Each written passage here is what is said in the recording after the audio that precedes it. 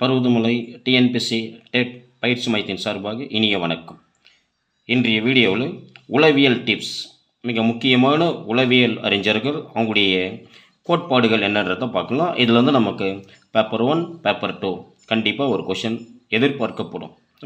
இதில் எரிக்சன் என்பவருடைய மனித வளர்ச்சிக்கான நிலை. எரிக்சன் வந்து மனித வளர்ச்சியை 8 வகையாக பிரிச்சிருப்பார்.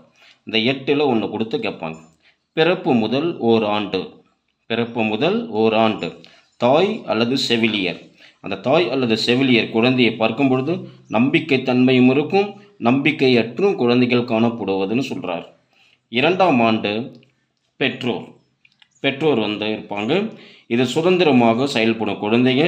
அந்த குழந்தைங்களுக்கு வெக்கம் ஏற்படக்கூடிய வாய்ப்பு உருவாகும். 3 முதல் 6 ஆண்டுகள் ஆதார குடும்பம் என்பது தானே செயல் செய்தல் அல்லது தனக்குத்தானே ஆற்றலை உருவாக்கி கொள்ளுதல் அல்லது குற்ற உணர்வு இந்த இடத்துல குழந்தைகளிடையே அதிகரித்து காணப்படும். 6 முதல் பால் முதிர்ச்சி அடையும் உறுப்பு வரையினம் 12 ஆண்டுகள், 6ஆம் ஆண்டு முதல் 12ஆம் ஆண்டு வரை. சுற்றுப்புறம், பள்ளி இவற்றை கண்காணிப்பாங்க. குழந்தைங்க உற்சாகமாக இருப்பாங்க. இந்த இடத்துல தழு மனப்பான்மை ஏற்படும் அந்த குழந்தைகளுக்கு. குமரப்பருவம், இது வெரி வெரி இம்பார்ட்டன்ட். இந்த குமரப்பருவம் என்பது குழந்தைகள் வந்து ஒப்பார் குழுவோடு இருப்பாங்க. தலைமைத்தன்மையோடு இருக்கக்கூடிய குழந்தைகள் சொல்லுவாங்க. இது தன்னை பற்றிய நிலையில மட்டுமே அவங்க சிந்தித்து கொண்டு இருப்பார்கள். இது குமரப்பருவம் சொல்கிறார். முன்முதிர் பருவம், நண்பர்கள். இந்த ஒப்பார் குழுவோடு இருக்கிறதுனால நண்பர்களோடு சேர்ந்து இருப்பாங்க. அதனால் நெருக்கமான உறவோடு காணப்படுவார்கள் நண்பர்களுடன். நடுமுதிர் பருவத்தில் கூடியவர்கள் பொறுப்பு மற்றும் குடும்ப கடமையை பெற்றிருப்பாங்க. அதனால் தாராள மனப்பான்மையோடு செயல்படும் நபர்களாக காணப்படுவார். பின்முதிர் பருவம், மனித இனம், நேர்மை மற்றும் அவங்கக்கிட்ட இருக்கக்கூடிய முழு நம்பிக்கையோடு செயல்படும் நபர்களாக இருப்பாங்க. இதில் வெரி வெரி இம்பார்ட்டன்ட். எரிக்சனுடைய 8 கோட்பாடுகளில் ஒரு கொஷின் எதிர்பார்க்கக்கூடியதாக இருக்கும். தெளிவாக பார்த்துக்கங்க. அடுத்து, கவனத்தை தீர்மானிக்கும் காரணிகள். கவனம் கற்றலோடு தொடர்புடையது. இதில் புறக்காரணிகள், அகக்காரணிகள் அப்படின்னு 2ஆக பிரிக்கிறாங்க. இது பேப்பர் 1 எதிர்பார்க்கக்கூடிய வினா. புறக்காரணிகள் மொத்தம் எத்தனைன்னு பார்த்தோம்னா 6 வரும். இந்த 7 இருக்கும் அல்லது 8 வரும். இந்த புறக்காரணிகளில் உருவளவு, அடர்த்தி அல்லது செறிவு, மாற்றம், வேறுபாடு, புதுமை, இயக்கம் அல்லது வளைவு, திரும்ப திரும்ப தோன்றல், முழுமை பெற்ற உருவம். இந்த 8ம் புறக்காரணிகள். அகக்காரணிகள் என்பது விருப்பார்வம், தேவை, ஆயத்த நிலை, மனநிலை, உடல்நிலை. இதில் எப்படி சார் கொஷின் கேட்பாங்க அப்படின்னா, பேப்பர் 1 பொறுத்தவரையில் ஒரு கொஷின் எதிர்பார்க்கலாம். புறக்காரணியில் 3 கொடுத்துட்டு அகக்காரணியில் 1 கொடுத்து தவறானது எதுன்னு கேட்கலாம். அல்லது அகக்காரணியில் 3 கொடுத்து புறக்காரணியில் 1 கொடுத்து வேறுபட்டது எதுன்னு கேட்கக்கூடிய வினாவாக இது அமையும். இது கவனித்தில் வரும். அதுக்கு அடுத்து அப்படியே வந்தோம்னா வெரி வெரி இம்பார்ட்டன்ட். காக்னின் படிநிலைகள். காக்னினுடைய படிநிலை மொத்தம் 8 படிநிலைகள். இந்த 8 படிநிலையை மாற்றி கொடுத்த தவறானது எதுன்னு கேட்பாங்க. காக்னே படிநிலை கோட்பாடு 8. 1. குறியீடுகள் அல்லது அடையாளம் தெரியுதல். முதல் படிநிலை. 2வது தூண்டல் துலங்கள், ஸ்டிமுலேஷன் ரெஸ்பான்ஸ் அப்படின்னு சொல்லக்கூடிய தூண்டல் துலங்கள் இணைப்பு. 3. உடல் இயக்க தொடர்ச்சியோடு இருக்கும். 4. சொற்கள் இணைத்து கற்றல். 5. வேற்றுமை அறிதல்.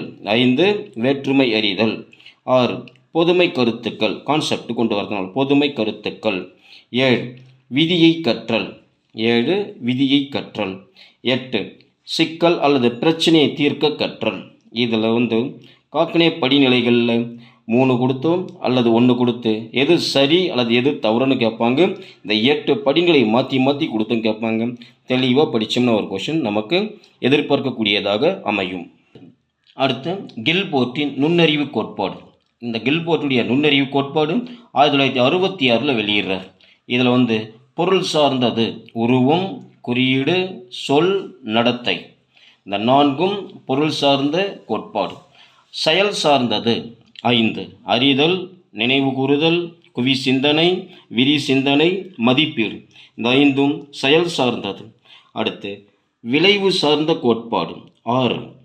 1 அலகுகள், 2 வகைகள், 3 தொடர்புகள், 4 ஒருங்கமைப்புகள், 5 மாற்றிய அமைப்புகள், 6 அனுமானங்கள். இந்த செயல், சொல், பொருள், விளைவு இவற்றினுடைய அடிப்படையில் 4, 5, 6 அப்படின்னு பிரித்து நுண்ணறிவு கூறுகள் மொத்தம் 120 பிரிச்சிருப்பார் கில்போர்ட். அதுக்கு அடுத்து அதில் ஒன்று சேர்ந்து 180 என மதிப்பீடு கொண்டிருப்பார்.